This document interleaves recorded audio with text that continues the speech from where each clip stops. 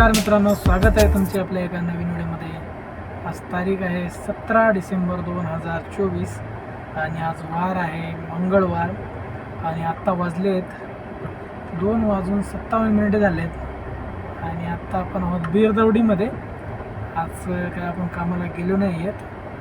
आज आपल्या गाडीची सर्व्हिसिंग होती। 40,000 किलोमीटर 50,000 किलोमीटरची सर्व्हिसिंग आपण 60,000 किलोमीटरला केली आहे। म्हणजे आपण एक सर्व्हिसिंग डायरेक्टली स्किप केली आहे। त्यामध्ये आपण आता आपल्या ब्रेक लायनर गेले होते ते टाकलेत आणि जे रेग्युलर सर्व्हिसिंग असते ते केले आपण सगळे बाकीचे। आणि टोटल खर्च आपला जवळपास 5,500 रुपये खर्च आला आज आपल्याला सर्व्हिसिंग करायला। आणि प्रत्येक 10,000 किलोमीटरला सर्व्हिसिंग करायला पाहिजे असं कंपनी सांगते, पण आपण काही केले नव्हते यावेळेस। आणि आपण जे आत्तापर्यंत जे टोटल सर्व्हिसेस आहेत त्या आपण सगळ्या शोरूमलाच करतो। आतापर्यंत जेवढ्या केल्यात 7-8 झाल्यात आपल्या सर्व्हिसिंग। ठीक आहे, तर मग बऱ्यापैकी खर्च आला आपल्याला। 3-4 दिवस एक्स्ट्रा काम करावं लागणार आहे। 5,500 रुपये खर्च, दिवसाची आपली कमाई नाही तेवढं ह्याच्यामध्ये द्यावं लागते। 3 आपल्याला दिवस आपल्याला काम करावं लागणार आहे, अख्खे 12-12 तास। ठीक आहे, आणि आपण सर्व्हिसिंग करून आत्ता जस्ट निघालोत घराकडं।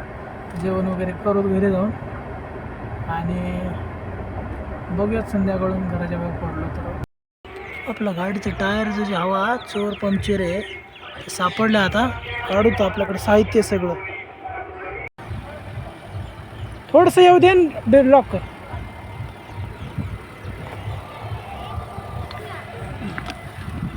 हां, बस बस बस बस बस।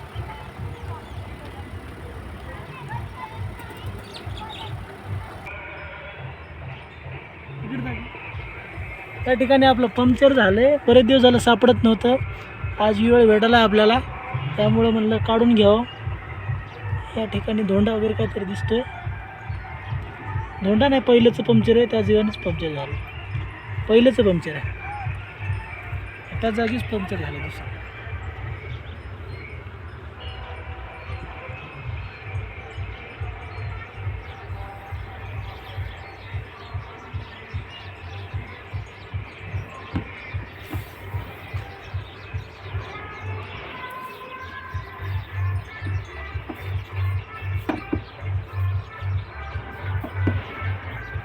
वाटलं घे।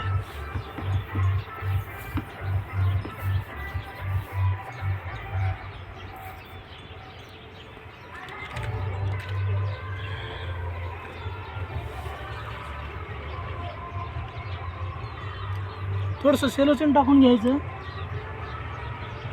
आपण हे ऑनलाईन मागवलं होतं ॲमेझॉनवरून, 300 रुपयाला पडलं आपल्याला। बरेच पंक्चर काढलेत आपण ह्याचे।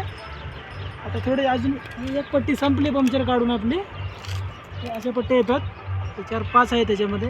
हे 5 काढलेत आपण, फक्त राहिले याच्यामध्ये 1। ठीक आहे, आपण याच्यामध्ये लावून घेऊ।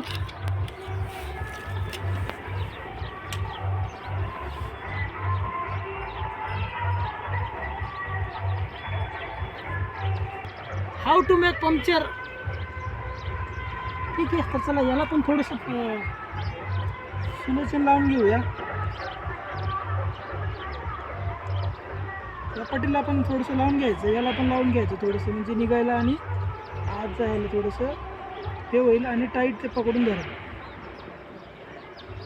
बरेच दिवस झालं सापडत नव्हतं आपल्याला, पण सापडले आता, तर ह्याला करून घेऊ आपण।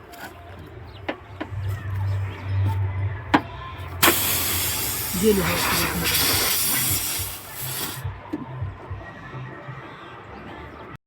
आणि शेवटी कापून घ्यायचं, म्हणजे राहिलं तरी काय हरकत नाही। पण निघत नव्हतं ते उपसून, आपल्याला कसं तरी काढलं बंधून। ठीक आहे, थोडं जास्त ताकद काढावं लागते। मित्रांनो, आज आपण दुसरं पण टायरचं स्टेपनीचं पण पंक्चर काढून घेतलं होतं। याचं पंक्चर सापडत नव्हतं। आज आपण एका बाटलीमध्ये पाणी भरलं आहे छोट्या, आणि त्याच्यात आपलं हँडवॉशचं ते शॅशे टाकून ते केल्यामुळं फुगे येत होते टायरला। असं इतकी वेळेस आपण पाठीमागं 1-2 वेळेस चेक केलं होतं, तर साध्या पाण्याने चेक केलं होतं। मग कधी बी करते वेळेस पाणी जर आपण त्याच्यामध्ये शॅशे निरमा वगैरे काय तर टाकून जर बाटलीमध्ये आपण जर चेक केलं तर आपल्याला लवकर पंक्चर सापडन। आज सापडलं आपण ते पंक्चर घरीच काढून घेतलं आहे. ओके, आता हवा पण काय तेवढी कमी नाही, बऱ्यापैकी आहे. तर कुठं टाईम भेटला तर आपण ते पण भरून घेऊत. आणि आता आपल्या सीटा पण खूप घाण झाल्यात, म्हणजे घाण झाल्यात. तर थोडंसं आज घरी आहोत तर आपण हे सीटा वगैरे क्लीन करून घेऊत. ठीक आहे, तर बघूयात कसं आपण क्लीन करू शकतो. हँडवॉश तर ते संतूरचं आहे, तर त्याच्याने क्लीन होते का बघूत. नाही झालं तर मग आपण दुसरं काय तर टाकू, शॅम्पू वगैरे, त्याच्याने क्लीन करायचा प्रयत्न करूच आपण. ठीक आहे, तर चला कंटिन्यू बघत राहा कशा प्रकारे आपण आज गाडीची सफाई करतो. आज सर्व्हिसिंग तर केलीच आहे, गाडी चकाचक आहे आतून बाहेरून, त्याचा काही विषय नाही गाडीचा. आज आहे चकाचक गाडी. पण हे जे शिटा झाल्यात आपण घेतलं तेव्हापासून घाण आहेत, तर ही क्लीन करून घ्याव्यात आज.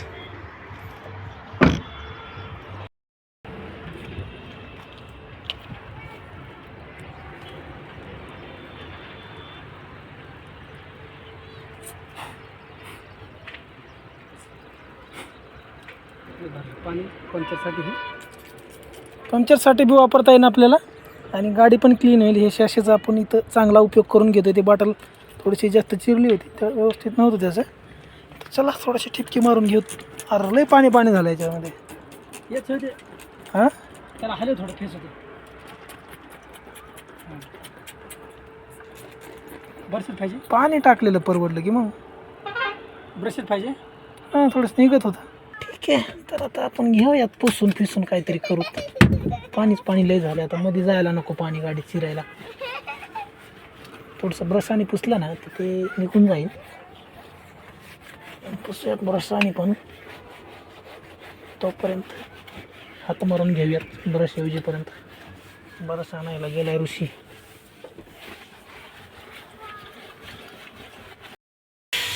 तर आपलं ब्रश आलेलं आहे.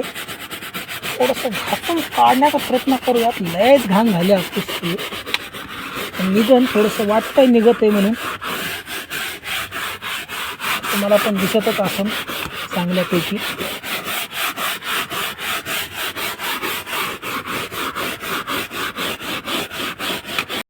तर मित्र होईल का, ही एवढी घाण आहे गाडीवर इकडच्या साईडला, आणि इकडं मी थोडंसं क्लीन केलं आहे. कसं दिसतंय कमेंटमध्ये सांगा बरं. हां, हे आपला शॅशीचा कमाल आहे संतूरचा, आणि मस्तपैकी पाणी टाकून ब्रशानं पुसल्यानंतर एकदम चकाचक निघते. बघा या साईडला मी पुसलेलं आहे, आणि ह्या साईडला घाण दिसते. थोडंसं मी आता या ठिकाणी पुसतो, तुम्हाला दिसून येईल आता. ओके, इथं आणि इथं बघा कसला फरक पडला आहे. ठीक, एक नंबर टेक्निक आहे. संतूरच्या पाण्यानं मस्तपैकी दिवा, साबणाचं बी केलं तर काय हरकत नाही. ठीक आहे, तर सगळं क्लीन करून घेऊ. इकडचं राहिले, नंतर मग हे इकडचं करायचं आहे. दोन्ही शीट आपण करून घेऊ पाठीमागनं पुढं. आपलं गाडी क्लीन करून झाले बघा, गाडी कशी चकाचक वाटते का नाही.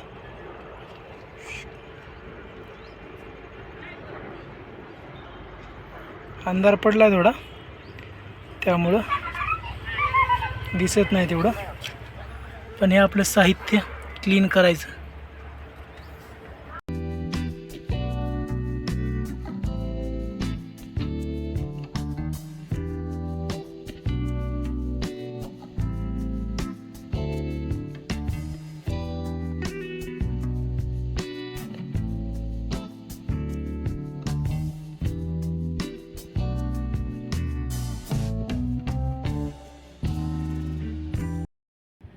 ठीक आहे, तर मित्रांनो अशा प्रकारे आपण गाडी वगैरे क्लीन झाली आहे आपली. आणि आत्ता वाजले संध्याकाळचे 6:12. आज काही कामाला वगैरे गेले नाही, थोडंसं स्ट्राईकचा प्रॉब्लेम चालू आहे पुण्यामध्ये, त्यामुळं कुठे जाण्याचं आज टाळलं आहे. आपण आज घरीच आहोत, आणि आज सर्व्हिसिंग केली आहे. आणि गाडी तर तिकडून देऊनच आली होती, पण सीटा खूप खराब झाल्या होत्या.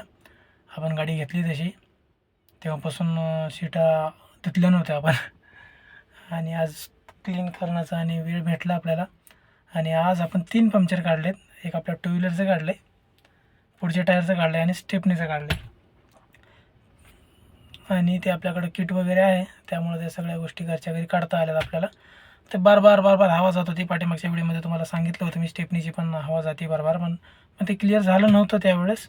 आणि ते आज आपण शॅम्पूमध्ये पाण्यामध्ये ते आपण शॅशे टाकून संतूरचा, त्यामुळं आपल्याला लवकर ते फाईंड झाले दोन्ही तिन्ही प्रॉब्लेम्स टायरचे.